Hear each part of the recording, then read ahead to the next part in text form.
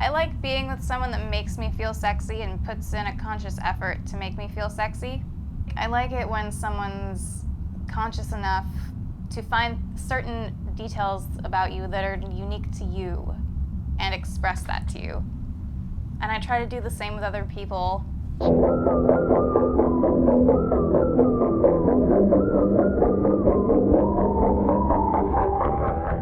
I like feeling like there's intention and purpose behind someone wanting me. It makes me feel like it's an experience worth having.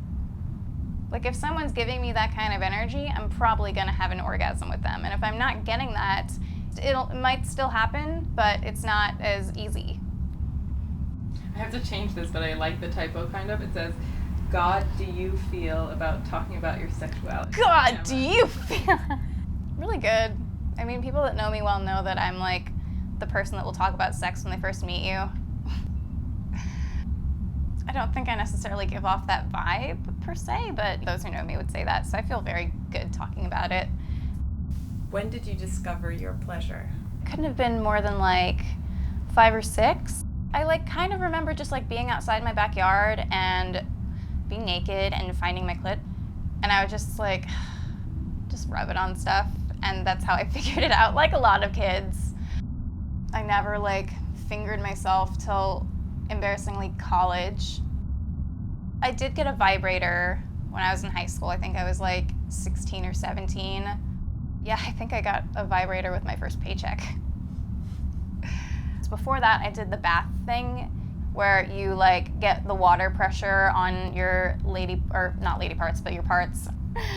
Yeah, I did that when I was like, I think 14 the first time. Did your parents talk to you about sex?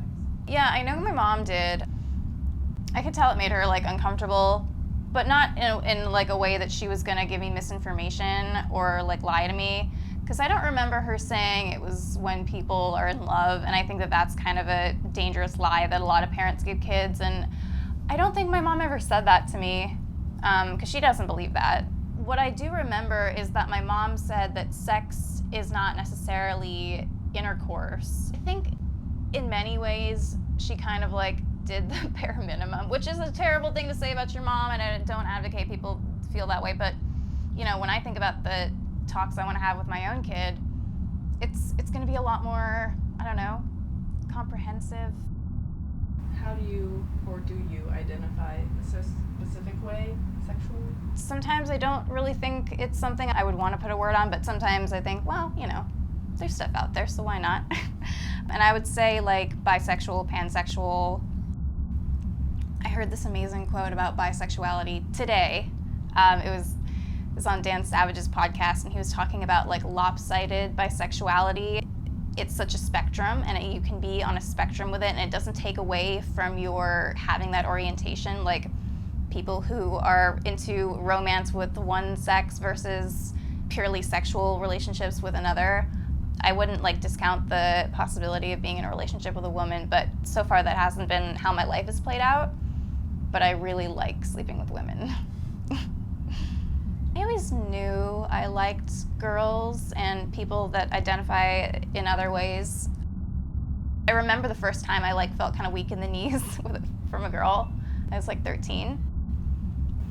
I'm glad that I can like remember that moment. The first girl I ever hooked up with was this beautiful lady from Venezuela. I met her on Tinder. You know, I will say people talk shit about that app all the time, but something that I can say in defense of it is that it's made sleeping with women a lot easier, and it takes the guesswork out of it.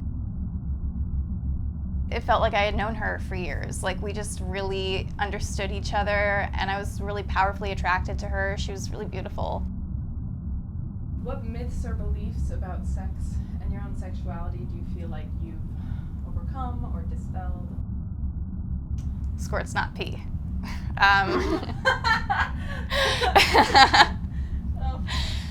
No, I've had to explain to so many boys my age and much older that squirt is not pee. But another thing is that by calling yourself a slut, it should be a term of endearment, because there's no such thing as a slut as a derogatory. I used to be like really insecure about how many people I slept with. If they knew the same people and then they talk about it, and you know, So my dad had this girlfriend who told me about some girl she went to college with who people called the bike because everyone rode her.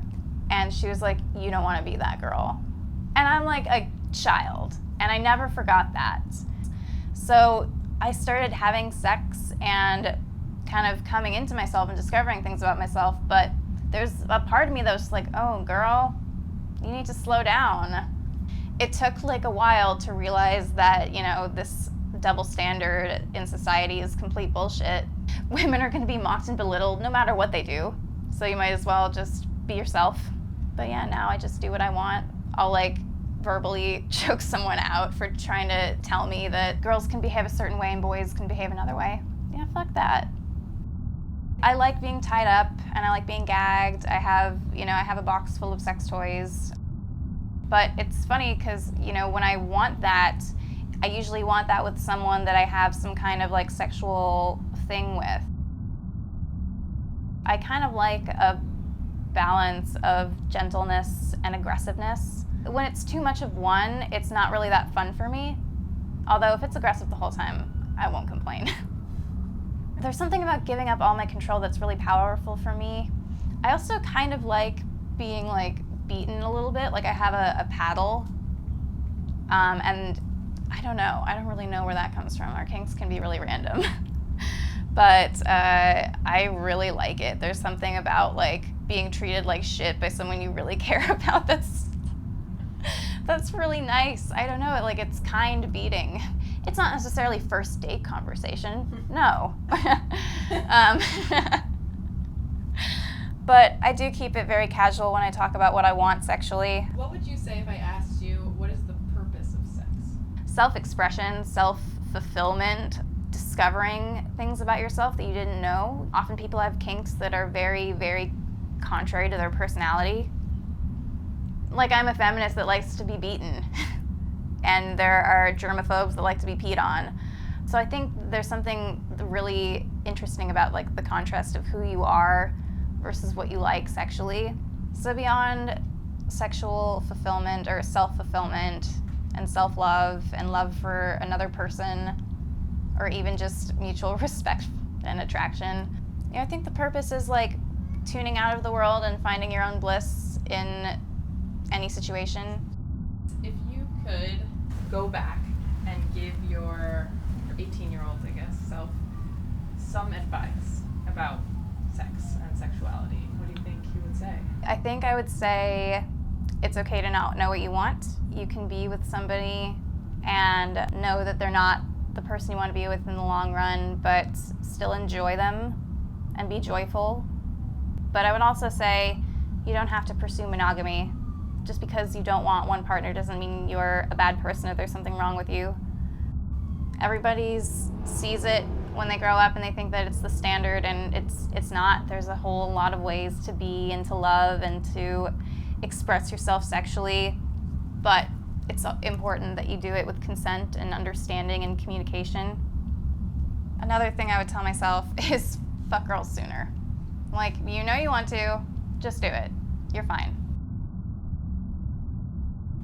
Don't worry about what other people think. Don't let it impact the choices you make. Because, we're human. We want connection, we want to be liked, and we don't want people to think bad things about us, and that's just natural, but just don't worry about it so much. I like feeling like I'm with my best friend. That feeling where I feel like I've known them all my life, and that they're like really my friend above anything else, that's like a perfect recipe for me. Because I don't require a really deep connection to have sex with somebody, but when it's there, it's like that's the best thing I could possibly have. This day and age, right now, why you think that the conversation around women's pleasure is important? Because it's been largely absent for so long.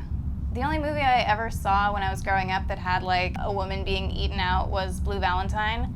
There's just been this kind of like cognitive dissonance between the way sex is represented and the way sex is, especially in porn. Female pleasure is, sometimes you'll see a girl getting eaten out, but it's not the standard. You'll always see a guy getting a blowjob.